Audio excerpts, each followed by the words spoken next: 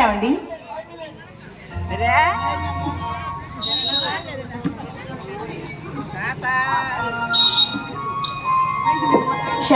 ఏంటండి ఆ దస్తావేజులు?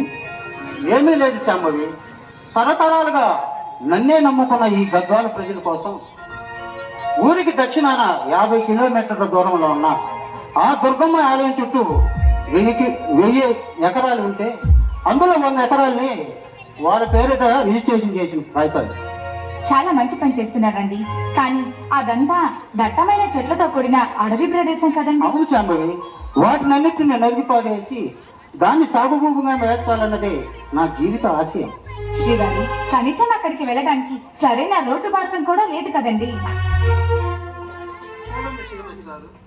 అందుకోసమే ఈ రోజు కలెక్టర్ గారిని కలవటానికి వెళ్తున్నాను. ఆ రోడ్డు మార్గానికి శాంక్షన్ చేయించుకుని వస్తాను. అంటే ఈ రోజు మీరు కలెక్టర్ గారిని కలవడానికి వెళ్ళాల్సిందేనా? తప్పదంటారా? తప్పకుండా వెళ్ళాలి శాంభవి. అయినా ఎందుకు అలా అడుగుతున్నావు? ఈ రోజు నవంబర్ 3వ తారీఖు కదండి. అవును. అబ్బా శ్రీవారు, మీరు మర్చిపోయారు. ఈ రోజే కదా మన దివాణంలో పెద్ద పండుగ రోజు. Oh my dear, I am sorry dear. ఈ రోజే కదా మన ఇంటి మహాలక్ష్మి దేవి పుట్టినరోజు.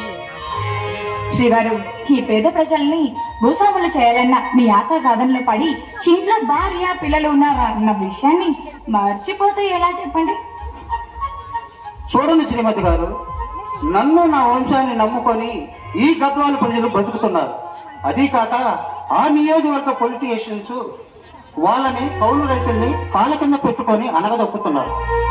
ఈ సమయంలో వాళ్ళకి అండగా నిలబడటం నా కర్తవ్యం. ఇంతకీ మన ఇంటి మహాలక్ష్మి ఎక్కడో?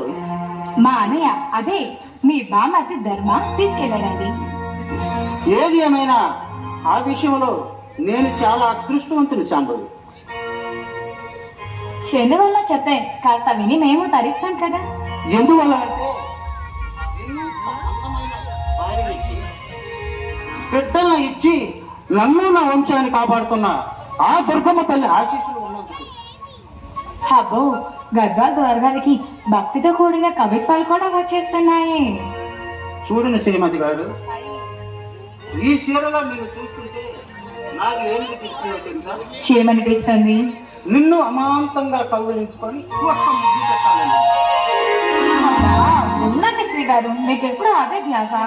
ఉండలేదు శాంభవి. వదలండి. వచ్చింది.